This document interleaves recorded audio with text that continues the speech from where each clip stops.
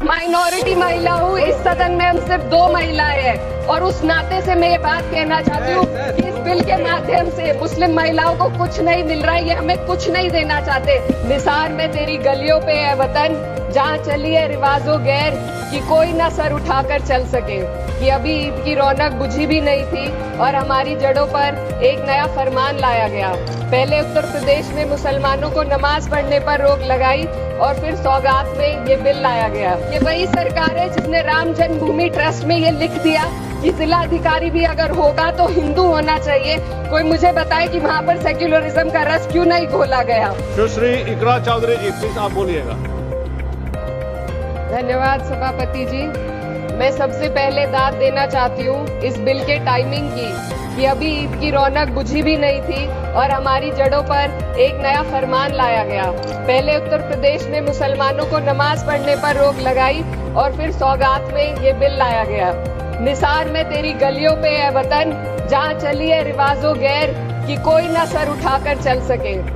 मैं सभापति जी आपको ये बताना चाहती हूँ कि ईद के मौके पर एक विधवा महिला अपनी लड़की के साथ मेरे पास आई और उसने बताया कि वह एक वक्त की प्रॉपर्टी में रहती है, वही उसके सर पर छत का काम भी करती है और उसकी रोजी रोटी भी वहीं से आती है।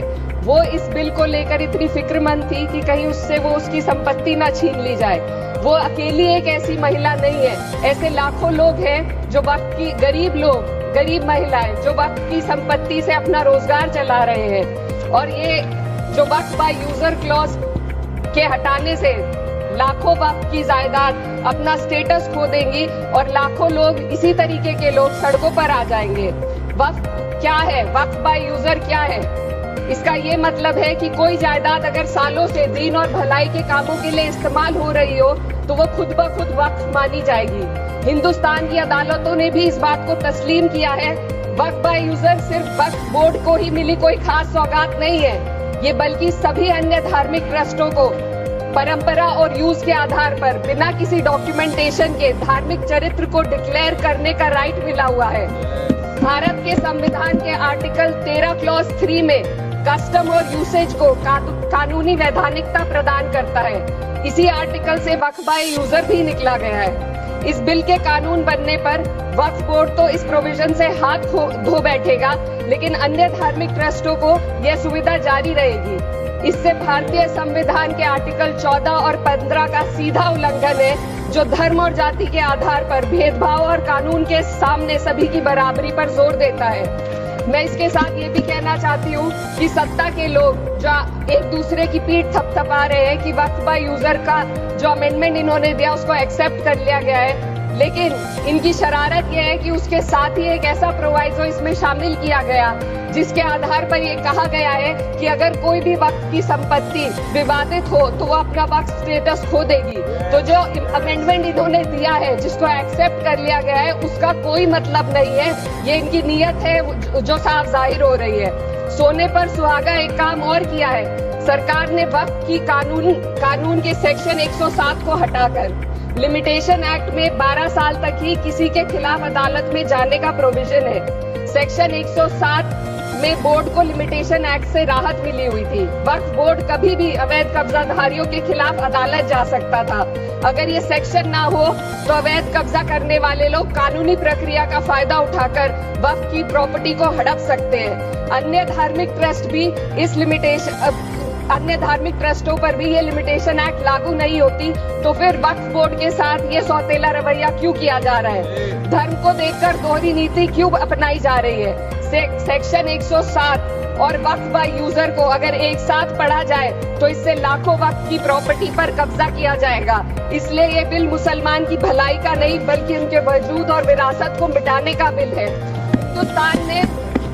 हिंदुस्तान में बहुत सारे धार्मिक ट्रस्ट हैं जिसमें उस खास मजहब के लोग शामिल होते हैं और उसका इंतजाम करते हैं, और ये बात समझ में आने वाली भी है क्योंकि जो व्यक्ति अपने मजहब के रीति रिवाज को जितना अच्छे से समझ सकता है किसी अन्य मजहब का व्यक्ति नहीं समझ सकता। आर्टिकल 26 क्लॉज 2 के तहत धार्मिक संप्रदायों को अपने मजहबी इदारों के एडमिनिस्ट्रेशन का हक देता है, लेकिन वक्फ बोर्ड के बारे में इसको उल्टा किया जा। Sir 2 minute sir please 2 minute. सरकार इसे एक सेक्युलर बॉडी मान रही है और इसमें गैर मुस्लिमों को शामिल करने की बात कह रही है। आपके मुंह से सेक्युलरिज्म की बात सुनकर अच्छा लगा, लेकिन अगले ही पल ये भ्रम टूट जाता है, क्योंकि आपको सिर्फ दान देने के लिए प्रैक्टिसिंग मुस्लिम का आपने क्लॉज डाला है, लेकिन बोर्ड में बैठने के लिए मुस्लिम होने की कोई आपकी क्लॉज नहीं है। तो इससे आपकी जो दोहरी नीति है वो साफ जाहिर होती है। ये वही सरकार है जिसने राम जन्मभूमि ट्रस्ट में ये लिख दिया कि जिला अधिकारी भी अगर होगा तो हिंदू होना चाहिए। कोई मुझे बताए कि वहाँ पर सेक्युलरिज्म का रस क्यों नहीं घोला गया। सर आखिर में मैं अपनी बात को खत्म करने से पहले महिलाओं का मुद्दा बार बार उठाया जा रहा है। सरकार का कहना है कि बोर्ड में मुस्लिम महिलाओं को रिप्रेजेंटेशन देंगे। इस कानून से पहले भी मुस्लिम महिलाएं बोर्ड में मेंबर रह चुकी हैं और मिनिमम 2 का प्रोविजन था, उससे ज्यादा भी हो सकती थी। सर मैं ये कहना चाहती हूँ कि सरकार ने महिलाओं के लिए ऐसा कौन सा नया काम किया जिसका ढिंडोरा सरकार का हर सदस्य पीट रहा है। इस बात की तायद अगर आपकी तरफ से कोई मुस्लिम महिला करती तो हम उसका यकीन भी करते, लेकिन अफसोस आपकी इतनी लंबी कतार में एक भी मुस्लिम महिला नजर नहीं आती है।